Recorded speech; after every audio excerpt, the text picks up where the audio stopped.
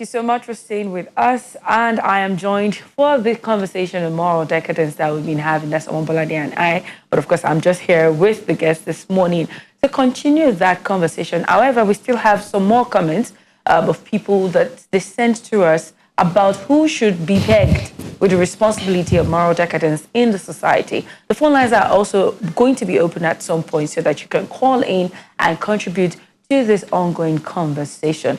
Joining me this morning is a lecturer at the University of Lagos at the Department of Business Administration. Mr. Kenneth Ikenwa is joining me this morning to talk about the responsibility, the burden of responsibility, who should be held responsible for moral decadence in the society. Thank you for joining me this morning. My pleasure. Okay, let's delve into this. Let's first define today's society.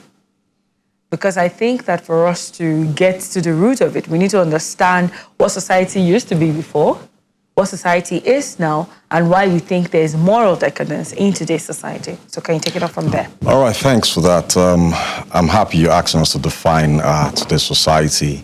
But even beyond that, we would have to also define moral decadence.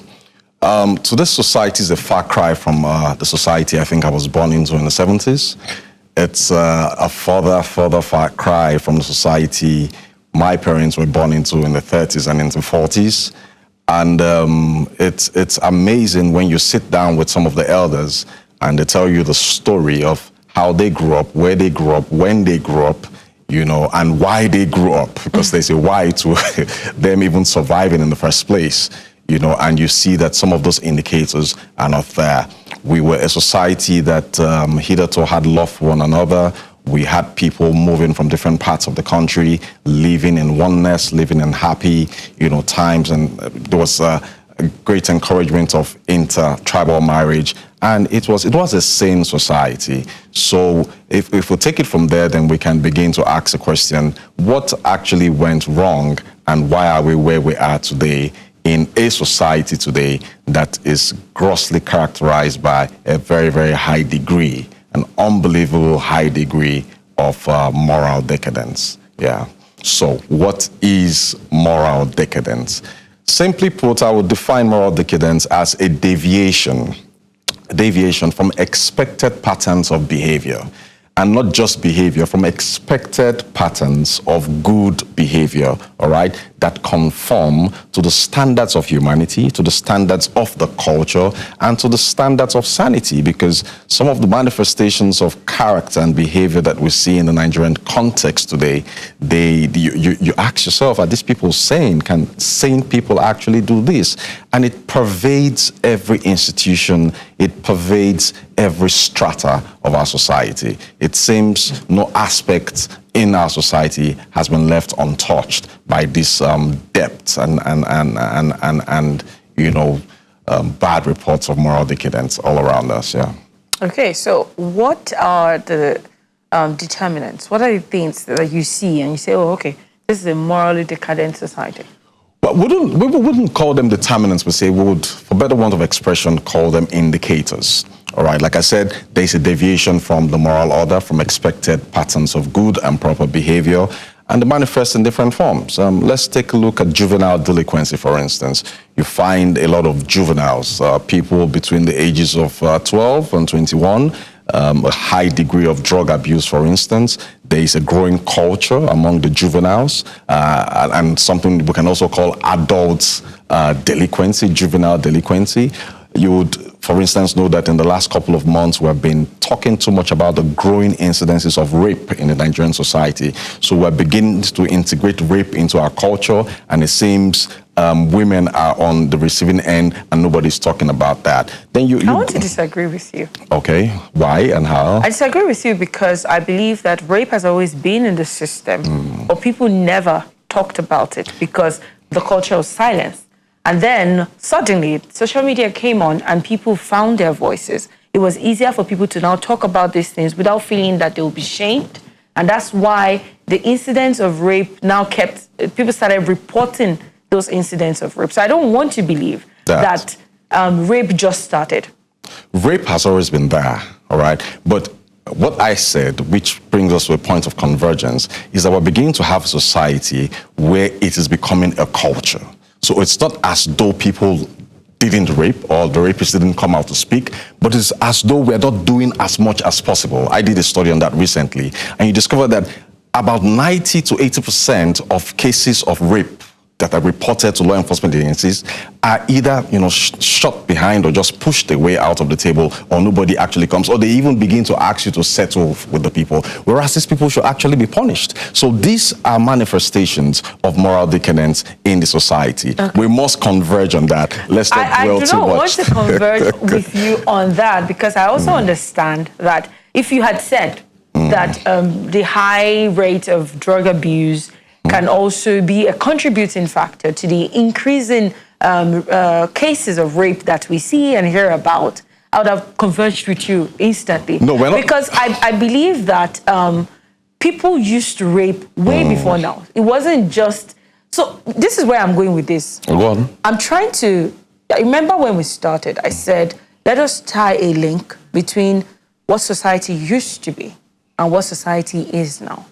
I believe that the things we are seeing now as a result of things that had been happening before now that people did not pay attention to, but now it has gotten to a head.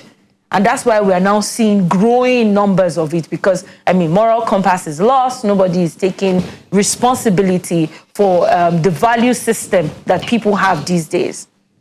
So that's why I am saying that rape is not something that just started. I still beg to disagree with you. Some of the things that are manifesting in our society today were not things that you would even see happening some 30, 40 years ago. So we are assimilating it into the culture. I'm not saying it's proper. I'm not saying these things were not there before, but it's not something that you would, at least you will have heard, okay, X did this, and there's a shaming culture even at the local space, and people run away from it. The family is ostracized, the family gets a bad name, and people take their stand. But now you heard this has done it, you even hear some celebrities are involved, and you still see within the same locality, people still go on to do it. So it's all put together, a manifestation of moral decadence, and that continues to tear the fabric of our society apart. Okay. So we've mentioned indicators. We've mentioned on one thing. I was going to say more, but you okay, please go ahead. So there's so much corruption everywhere, all right? There's corruption everywhere. And you find out that people are beginning to treat people with more and more zero courtesy. We don't have that kind of courtesy we had when we were growing up. I was listening to you back where I was waiting. The courtesy is not there. The respect is not there. The compassion, all right, for one another as a society, as a people, is lost. And you find out that we have become a society where we celebrate solutions and we do no longer venerate, the asking of questions. And that's one of the indicators of moral decadence. So we have become a society that has lost the ability, all right, to ask the appropriate questions. So hitherto, we would ask the question, what does this guy do? Or if the guy is rich, if the guy is successful, if the young lady is rich, if the young lady is successful, the question will be, what does she do? Or how does she get there? So we no longer venerate the asking of questions in our society. What we venerate and what we celebrate now are just solutions. Is he rich? Does he drive a car? Even when you bring it down to leadership and politics, you don't even ask politicians questions. You just look for solutions. It's time for elections. Okay, have I gotten my own bag of rice? Have I got my own kickback, to vote? So put together, these are all indicators of a high degree of moral decadence. I'm not going to lay any emphasis on religion on this show. I deliberately take a step back. But even in the more in religious circle, you find this moral decadence everywhere. And I just hope that there is light at the end of the tunnel. But there is hope. Okay, so the way society works, you have the parents, and then the parents take care of the child, teaching moral responsibility, teaching all the things that need to value system, everything. And then the child goes on, steps out of the house and moves to school. That's an institution. The teachers there, whoever is in charge there, also takes the responsibility of the further education of this child. The child grows up ahead in life, moves into the university, still the same institution. And then you find out that way the child grows into society. Now the question is this. We are looking for who to blame or who to lay the burden of responsibility on. How does it work in institutions, academic institutions? All right. Who should be responsible? I won't cast any stone on who should be held responsible. The society of 1960 Nigeria is not the society of the year 2000 of Nigeria. There is a lot of technological advancement. There's a lot of cultural diffusion. The youths, the millennials, are exposed to a lot of social media, a lot of, broadcast media, and it's so easy now for people to go about their everyday life without being censored. And then my first degree was in sociology. My first academic training was in sociology. And in sociology, we usually have 3 levels of analysis. You have the micro level, you have the meso level, and you have the macro level. Now, the micro deals with the individuals. The meso deals, with the system itself. And the macro deals with the society at large. Now, when you take a look at it from the macro down to the micro, coming back to your question, you'll find out that we have evolved into a society from the 1914 Nigeria to the 1960 Nigeria to a Nigeria where we have lost compassion as a people. And when compassion is lost, compassion in itself is the basis for morality, according to a German philosopher by the name Arthur Schopenhauer. It's the basis of society.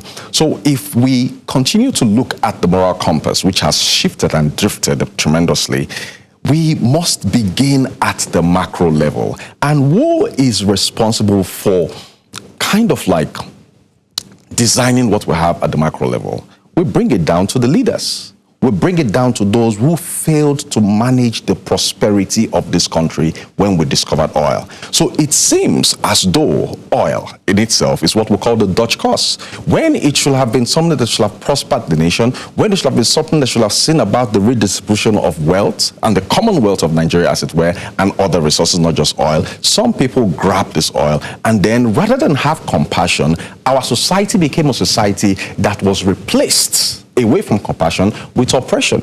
So it is now the survival of the fittest. So even when a child leaves the house where he has been properly taught, he wants to get into the academic institution for higher education, he is faced with some oppressive elements. He probably may have gotten a very good result. I've mentioned this on this show before, but because he doesn't know somebody, he probably will not get an admission. So we must navigate. When did we depart from that pivot, from that strategic pivot of being a society that is held by compassion, run by compassion, to a society which is now fueled by oppression?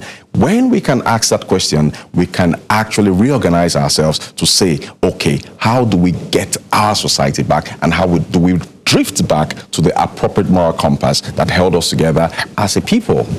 You see, your response to my question actually poses a bigger conundrum, because I was even going to ask you why should we harp on good morals in society? Why is it important to say, oh, you have to have good morals, considering the immediate society where we live, and considering also that the world is now a global village? It goes beyond your immediate geographical location. How you treat people, how you relate with other people can actually be the difference between your present condition and your future career and all the things you need to achieve in your life. So if we want to tie it to the neck of the political class, then it's more or less like saying that we're taking the will away to be moral from society, don't you think?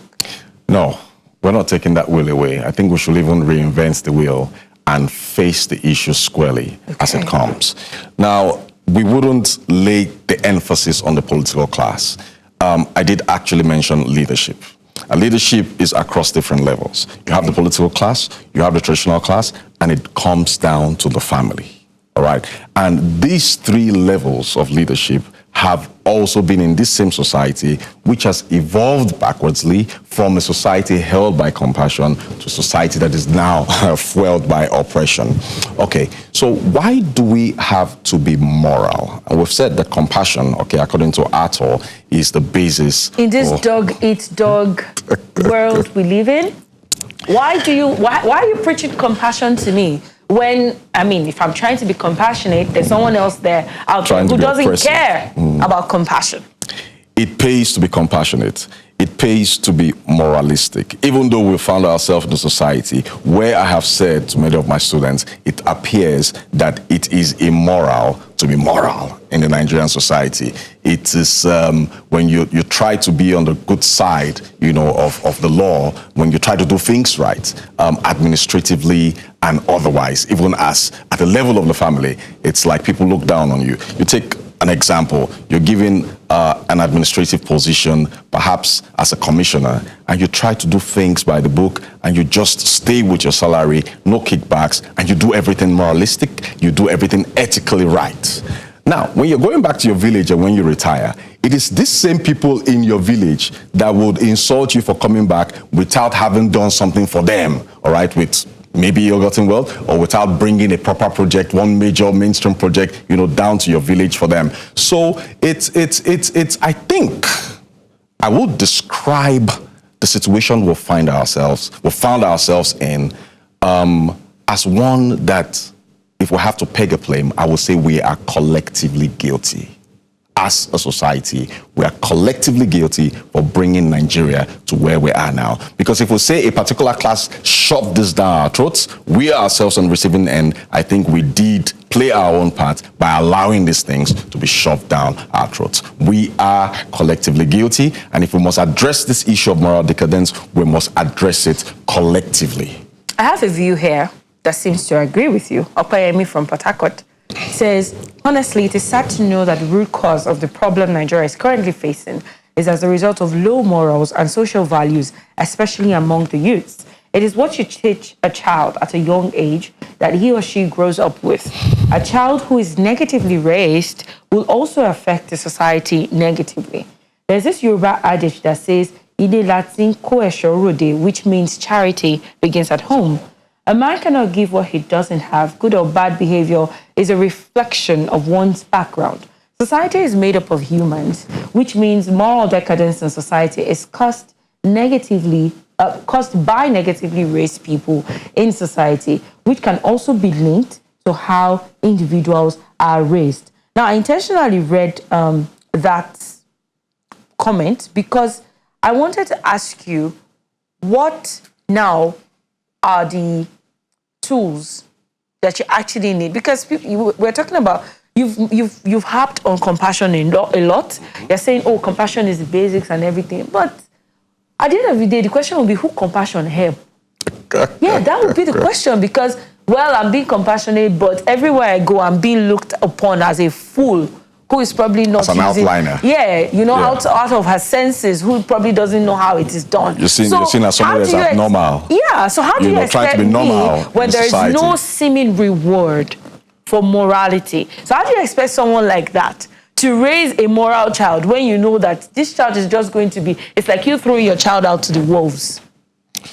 Well, I try not to be spiritual deliberately on public platforms like this, but I think, given that question, I cannot afford not to at least bring in some degree of spirituality into this. Now, if we take that to the micro level, I mean, you're talking about an individual that will ask the question, will morality, will ethicality help? When I'm going to go back and retire at 60 and possibly not even have a house to build, if I refuse to get these kickbacks and if I refuse to do what is right. I mean, you consider inflation. That's a good word. You're talking like an economist now.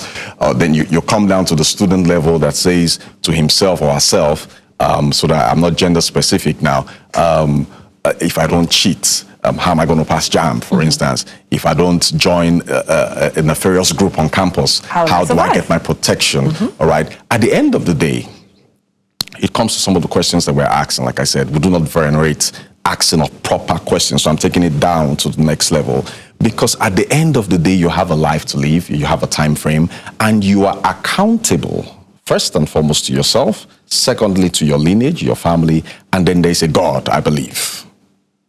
There is a God, I believe, that at the end of the day, we should look forward to meeting and look forward to giving an account of all the actions that we have taken. So basically, my worldview is centered around... What happens to those who don't believe in God?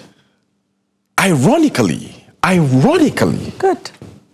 those who do not believe in God, those who do not go about carrying on their heads this crown of spirituality, this crown of religiosity, some that I have met, some that I have read about, happen to be better human beings, better behaved citizens, better behaved administrators than some of us, myself inclusive, that carry God, that carry religion, religiosity on our heads. So how do we reconcile that contradiction? How do we reconcile that contradiction? So it brings us to a question. What becomes the true source and the true basis of our morality? I'm preaching on one side now, all right, of the divide, that look, whatever you're doing as an individual, as a Nigerian, as a citizen, as a global citizen, remember that you're accountable to yourself and to your family. A good name, like we've rightly said, or rightly heard, is better than riches at the end of the day. And then there is, I believe, a God that when we close our eyes finally, we go back to give an account to. That is what ultimately drives me in life. That is what ultimately makes me believe that I should treat my fellow human beings the way I want to be treated. That is the law of self-love, of self-command. That's your anchor. That's my anchor. So if you now say that those who do not believe actually believe something, and then we need to also query and question, what then is your source of morality if you say you don't believe in a God? So it's not a question of what you believe in or what you don't believe in. It's a question of a society, which we refer to in sociology and philosophy as a sui generis. It is the soul, that embalms us together, the society. And every society has laws, every society has mores, every society has norms, every society has expected patterns of good, proper, ethical, legal, lawful behavior that we have collectively agreed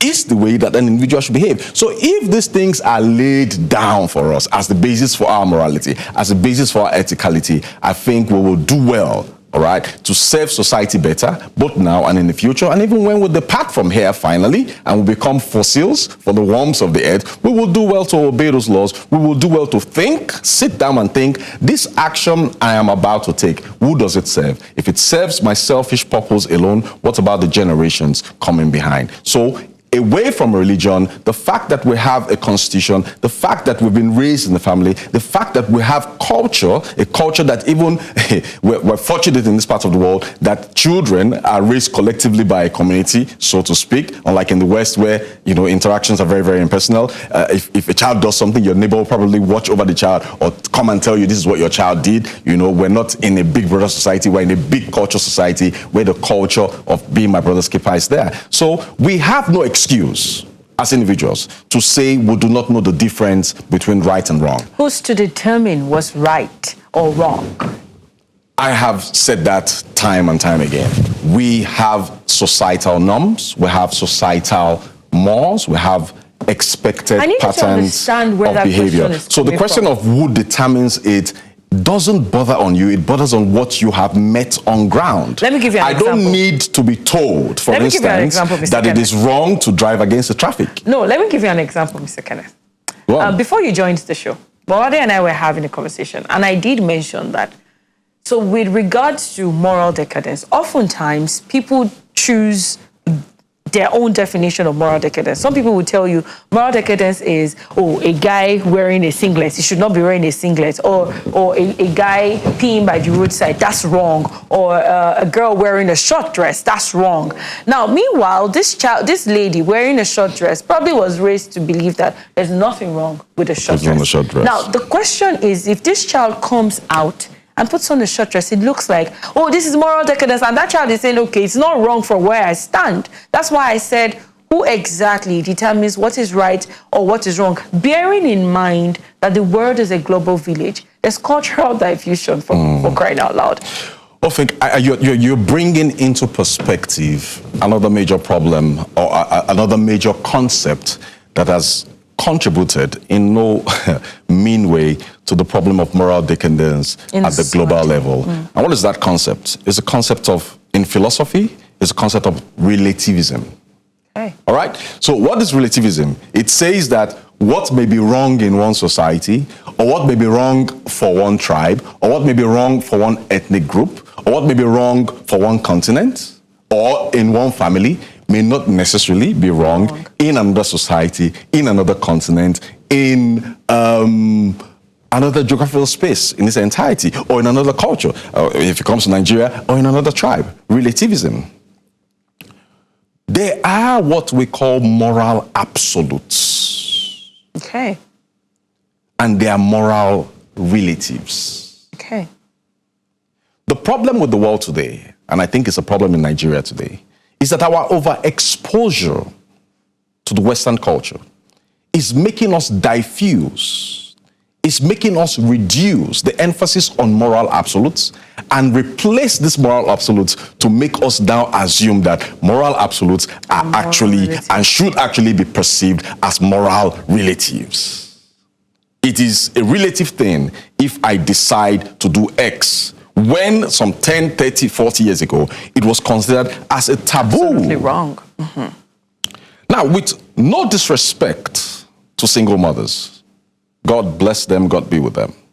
But there is a growing culture in Nigeria today that is beginning to celebrate in latent terms and frequency the culture of the baby mama, of the baby daddy, or what I call the baby papa. You're laughing. Okay, but you would agree with me that some 30, 40 years ago, it would have been absurd for a lady or for a guy to think he would put a lady in a family way without having paid her dowry, without having met her parents, and expects that she should just have that child and life goes on. What we have is co-parenting. You see the evolution of a new concept that replaces what is graceful, what is proper. So, let me put that question back to you. Now, this growing culture of baby mama, baby papa, would we consider that as a deviation from moral absolutes? Would we consider that as a deviation from an expected pattern of proper behavior? Because I would expect that if a man puts a lady in a family way, a lady he hasn't endowed in whatever form, with whatever commitment, other than taking her out and taking advantage of her innocence. And then we now have it being celebrated in the social media. Does that still bring us back to the question of determining who or what is right or wrong? I think we should face the fact that we're going down the drain. Mm-hmm. And if we do not do something fast, there might be no society that we can actually call ours. And we're getting there gradually. Now, I was to take a walk from my house last night, and I said to myself, it would be dangerous, even at 8 o'clock, to take that walk. Yeah. But I lived in a Lagos where I could drive at 12 at night, 11 at night, leave the campus at 12 midnight, and be coming back to my house and at Jodu Beggar without any fear, some 10 years down the line. But on my streets, in an estate, I'm even scared or petrified, for better one of expression, to leave the house by 8 o'clock to go get petrol to, fuel my gen so that I can have light.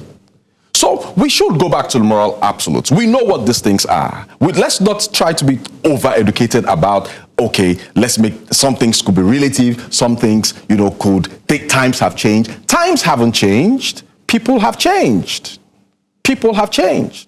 Society hasn't changed. People have changed society.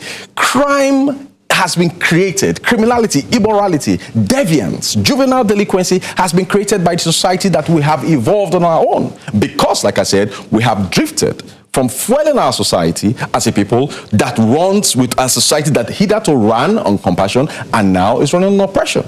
So, I still challenge you. It's not a question of who determines. It's a question of what we have met. It's a question of logic, rationality. It's a question of isolating the moral absolutes from the moral relatives. What do we and do? What do we do?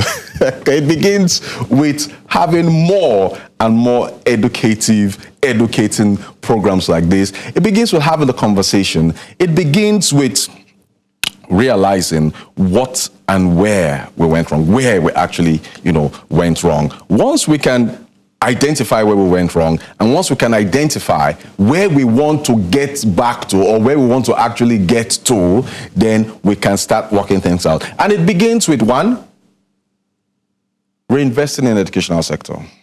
Because if we want to start, you were trying to, create an analogy that will have led to us drawing correlations between how this happened between you give an analogy between the rate of crime and the increase in rape, as it were, the increase in drug abuse and the increase in rates. You were trying to draw a correlation. You were bringing me back to a statistics class, but I didn't want to get you involved in that. The educational system in our society in Nigeria today, I think, has been proliferated. All right. Sometimes I take a drive past some places and I see what you call a school. What you call a school. It could be a 2-bedroom apartment and you are saying that is a school. A school is not just about a student coming to learn how to speak English and how to do some calculations. There are 3 or 2 major aspects of the child that needs to be developed. The psychomotor, the cognitive, these are key aspects. That is very important. We have to invest in education. I've been saying this everywhere I go. We are not investing enough in education. And the second thing we need to do is to lay very, very good emphasis, very strong emphasis on the importance of the family. On the importance of the family. And one major variable, one macroeconomic variable, I'd like to talk about economics and statistics, that has also led us to where we are today is the high rate of poverty. The very, very high rate of poverty. So in a society where we have so much, and I want to paraphrase from Chinua Achebe's Things Fall Apart, how do I wash my hands with spit when I have a river at my backyard? So Nigerians, about 70% of Nigerians are busy today washing their hands with spit when there's an abundance of wealth all over them. And I won't make bold to say that to a great extent, moral decadence in our society is actually a social response to the fact that some people do not have access to the abundance that saturates our society. Yeah. So once we can address the issue of poverty, once we can address the issue that will ensure that there's an equitable redistribution of wealth in our country, there is a likelihood, I'm hypothesizing, there is a likelihood that this incidence of moral decadence will reduce gradually. These are the 3 pivots I think we should emphasize. The educational system, having strong families, and driving down the rate of poverty in Nigeria. And we should go back to being a society where we venerate questions and not just solutions. When you see people that are successful, when you see people that, are flashy, when somebody comes to marry your daughter, don't just be concerned about the fact that he drives a Range Rover. You need to query, what does he do? All right? When a lady is out there, I don't want to be gender specific right now. Don't just be concerned by the fact that, she puts on a wig of 150,000. All right? There must be a correlation between a lady that puts on a wig of 150,000 and what she actually does. If there is no correlation, if there is a contraindication, raise an alarm and get your son or get your daughter out of that context. Thank you so much for having this conversation with me. To tie this up, I have one more comment from someone in Ikiti. This is Mayowa from Ikiti saying, you could think about this all day and not have a definitive answer because it is a big conundrum. However, the twist and turn, it's almost certain the youths are going to bear the brunt on this one. But take a seat and rethink. Can you put a timeline on moral decadence? This did not start today. Truth is, as much as the subject matter is being proliferated by the youth of today due to the availability and access of to new technologies, it is also important that we look deeper into the lives of our parents. These folks are no saints. They started it all and the youths picked up from where they stopped, only with a bit of finesse. So, to answer the begging question, I'll lean into the wisdom in Proverbs 22:6 that says, train up your child in the way he should go, and when he's old, he won't depart from it. Thank you so much, Mayowa, all the way from Ekiti, for that comment. Thank you once more, Mr. Kenneth, for joining me this morning on this conversation. The question is, who's to be blamed or who should be held responsible for moral decadence in society? And we have our answer. We can't pin down one person or one strata or one group.